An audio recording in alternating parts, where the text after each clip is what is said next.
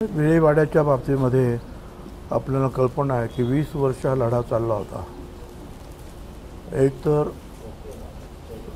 विळेवाडा ज्याला आपण जी जागा म्हणतो त्याच्या आजूबाजूची सगळी जागा बिल्डरने अगोदरच सगळी जागा बिल्डरने घेतली होती, पण त्या सगळ्या ठिकाणी बिल्डिंगी बांधल्या आणि नंतर मग आमची आंदोलनं वगैरे सुरू झाली.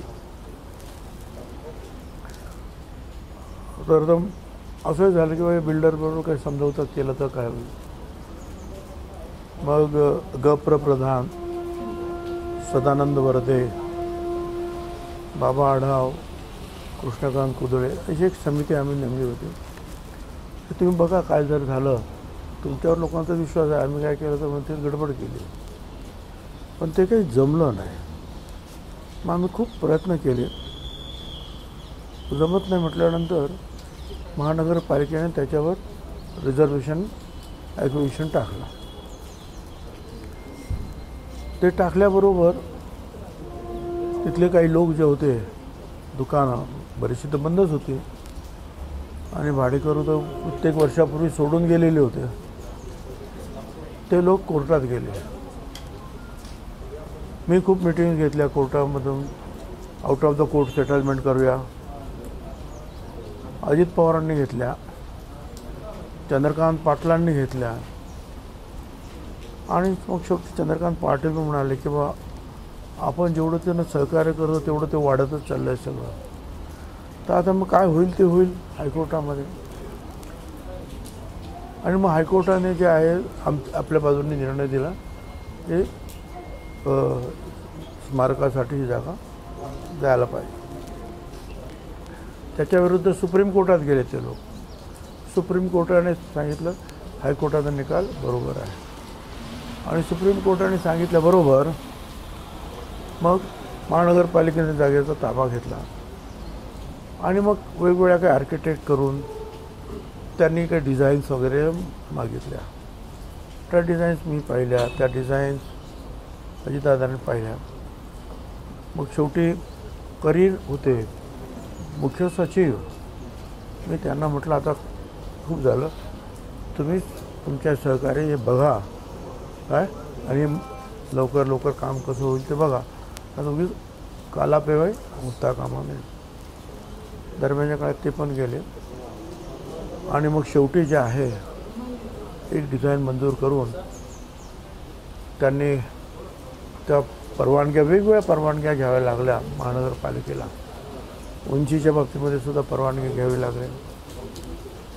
अशा काही अनेक परवानग्या होत्या आणि मग त्याने ते टेंडर काढलं आणि कोणाला तरी काम ते दिलं आणि ते काम आता सुरू झालं. म्हणजे तो कार्यारंभ जो आहे,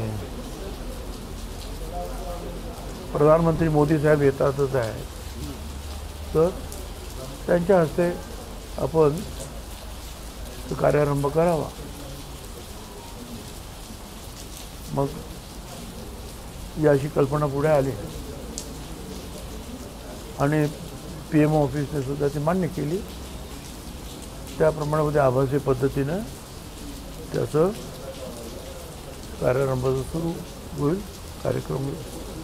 आता मी जातो आहे तिथे बघायला की नक्की तिथे काय काय केलेलं आहे, कसं करणार आहे, म्हणजे पडदा बिडदा उपर करणार, काय करणार त्याच्यावर कर्टन कसं काय, ते सगळं थोडंसं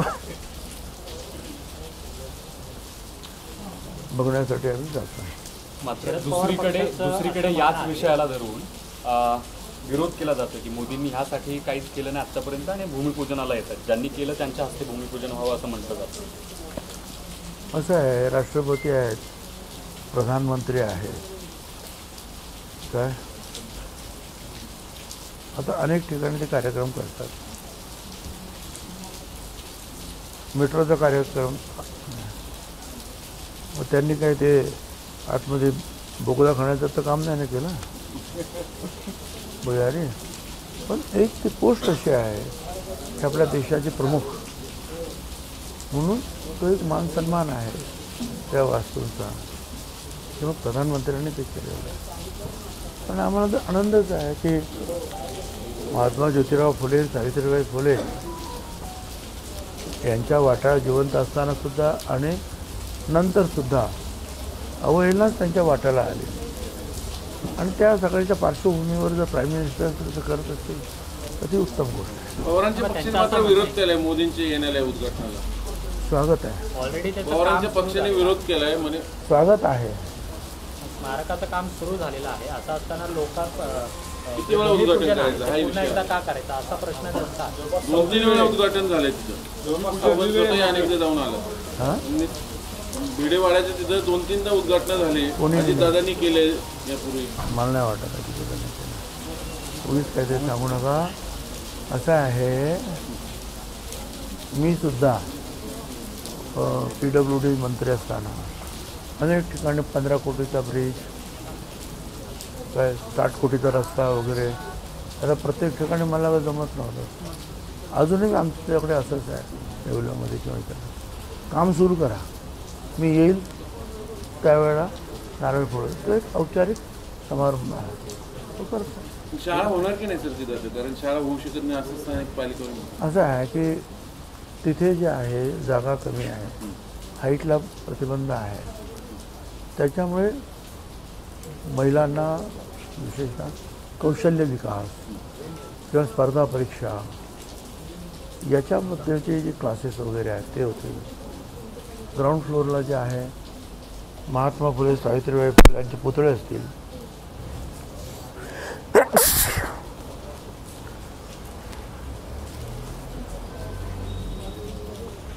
मल्टीपर्पज हॉल असेल तो, आणखी काही म्युरल्स वगैरे. पहिल्या माळ्यावर सुद्धा ते ग्रंथसंपदा आमचा हे सगळ्या गोष्टी त्या संदर्भात असतात. मग दुसऱ्या आणि काही क्लासरूम्स वगैरे असतात. दुसऱ्या तिसऱ्याच्या क्लासरूम, हेडमास्टर वगैरे. टॉप फ्लोअरला एम्पी थिएटर आहे. असं एकूण छान चांगलं तयार आहे. बरं, जरांगेंनी उपोषण सोडलं म्हणते पुन्हा एकदा. किती उपोषण बघायला लागेल नेमक्या. आता जरांगे अनेक वेळा उपोषण करतात आणि उपोषण सोडतात आणि प्रत्येक वेळा आमरण उपोषण करतात. सलाईन पण देतात. हो,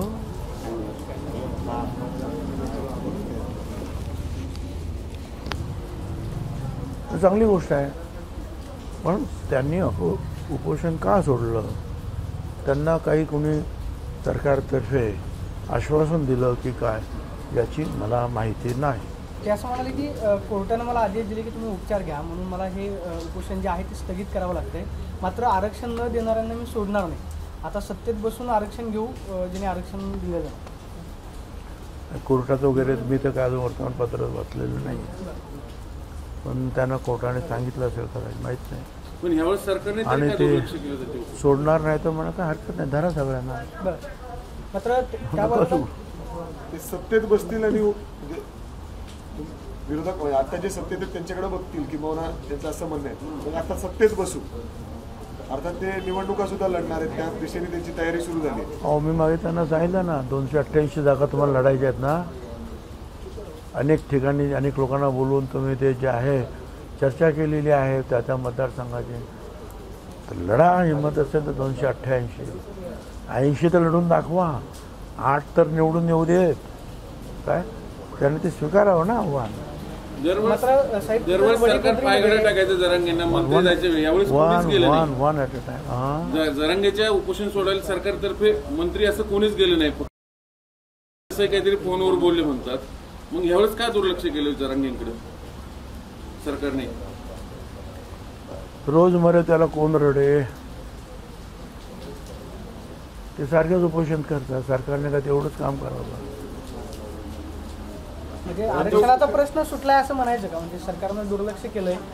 मुंबईमधून ते परत आले किंवा दुसरीकडं ओबीसी बांधव जे आहेत ते सुद्धा वडीगोद्रीमध्ये आंदोलनासाठी बसलेले आहेत. आरक्षणाचा प्रश्न मुहूर्त निकाली लागला. आमचा आरक्षण वाचवण्याचा जो उद्देश आहे तो अजून पूर्णपणे सफल झालेला नाही.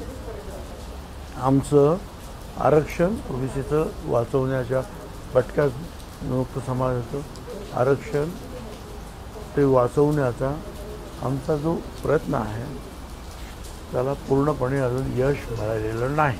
पवारसाहेब पण असं म्हटलं की मनोज जरांगे यांची जी मागणी आहे ती योग्यच आहे, त्याला सुद्धा त्यांनी पाठिंबा दिलेला आहे. म्हणजे ओबीसीतून आरक्षण द्यावं मराठा समाजाला. आता ही पहिल्यांदाच नाही, पवारसाहेब जे आहे ते अतिशय मॅच्युअर्ड नेते असल्यामुळे ते शब्द आणि शब्दरचना ही त्यांची जी वाखाणण्यासारखीच असते. म्हणजे अभ्यास करणं आम्ही पण त्याच्यापासून कधी कधी शिकतो.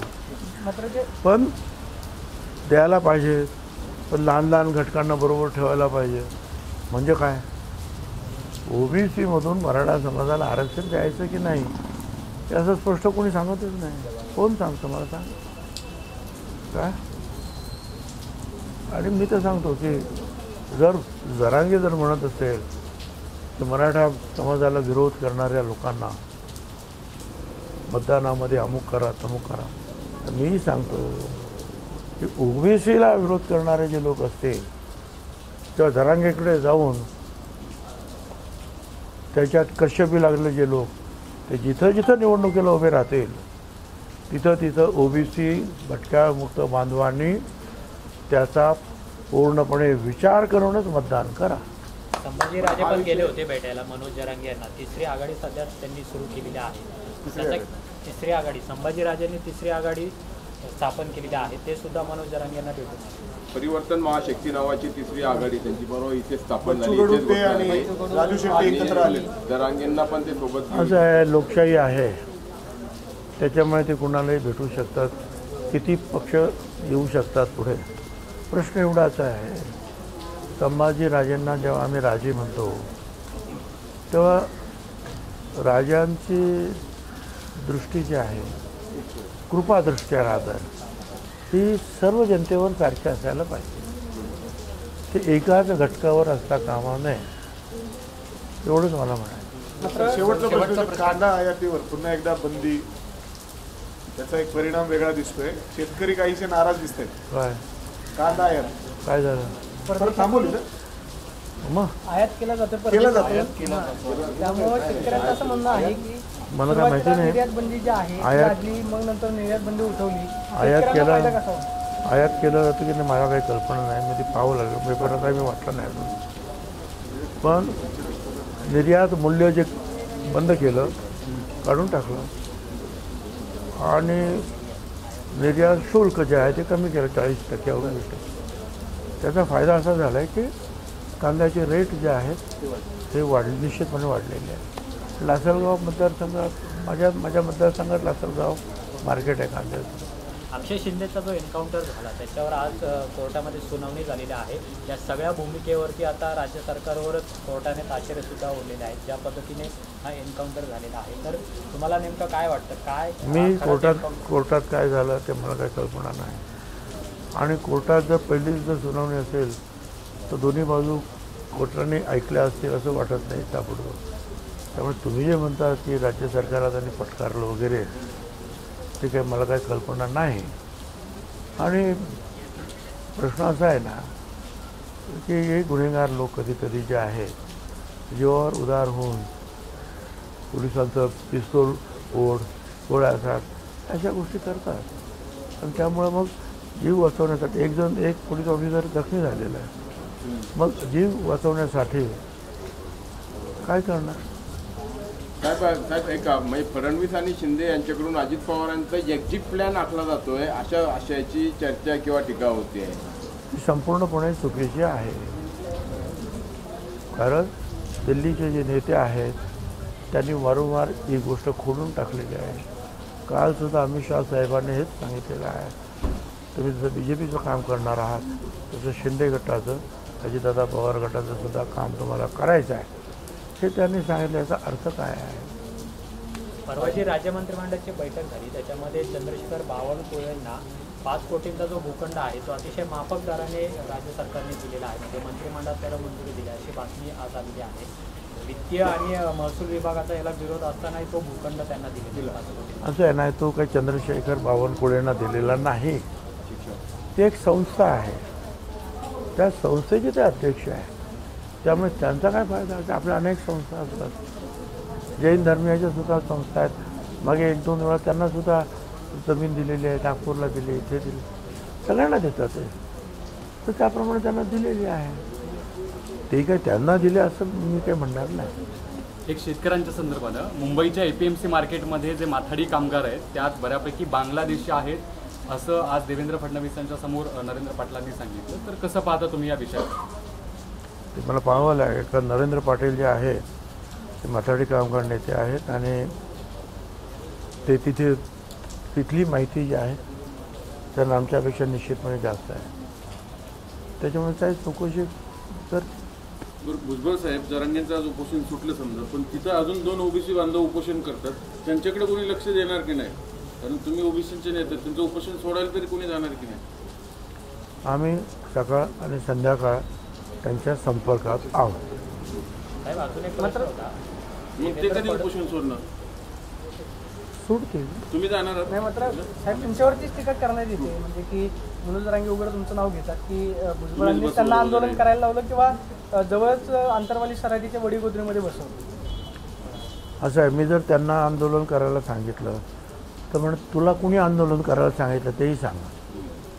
तुझ्यावर पण आरोप होत आहेत ना. ते तुम्हाला काय वाटतं त्यांना कोणी बसवलं असतं जरांगेंना? आता मला काय पवार साहेब की माहिती, शिंदे साहेब? तुम्ही जे आहे तुमचे पत्रकार ही इन्व्हेस्टिगेटिव्ह असते, ते तुम्ही ते शोधा. पण त्यांना कोणीतरी बसवलं असं तुम्हाला वाटतं? असं तुम्ही असे त्यांच्यावर आरोप झाले, जसे तिकडून आरोप झाले तसे इकडून पण आरोप झाले. तुमचं स्वतःचं काय माहिती? हो? तुमची काय माहिती काय? आता मी काय एवढा इन्व्हेस्टिगेटिव्ह नाही आहे तुमच्यासारखे. तुम्ही म्हणजे काय, तुमचे हात सगळीकडे गेलेले आहेत, तुमची यंत्रणा मोठी आहे. साहेब अगदी शेवटचा प्रश्न होता. मनोज जरांगे पाटलांनी जी राजकीय भूमिका घेतली आहे त्या राजकीय भूमिकेचा नेमका फायदा कोणाला होणार आहे, तोटा कोणाला होणार आहे, काय विश्लेषण नेमकं पाहायला मिळेल तुम्ही? मागच्या लोकसभेच्या निवडणुकीत थोडाफार फायदा काही लोकांना झाला, पण मला असं वाटतं की मराठा समाजाला वेगळं आरक्षण दिलं गेलं आहे. त्यामुळे बराचसा जो आहे मराठा समाज जो आहे या आंदोलनापासून निश्चितपणे दूर आहे आणि प्रत्येक पक्षामध्ये मराठा समाजाचे कार्यकर्ते आहेत, मराठा समाजाचे उमेदवार आहेत. त्यामुळं मराठी समाजाचे उमेदवारच जास्त असतात आणि निवडूनसुद्धा ते येतात. विरोध कोणाला कोण करणार? फक्त ओबीसी नेत्यांनाच टार्गेट केलं जातं जरांगेंकडनं किंवा एकूण आणि पाडलं जातं, त्याच्यावर काय भूमिका होणार की नाही? आता मी मगाशी सांगितलं ना, मला तर आता तुम्हालाही पाडण्याची भाषा केली जाते. त्याला ते तर त्याला मला नेहमी रोजच बोलतात ते, पण मगाशी मी त्याचं उत्तर दिलेलं आहे.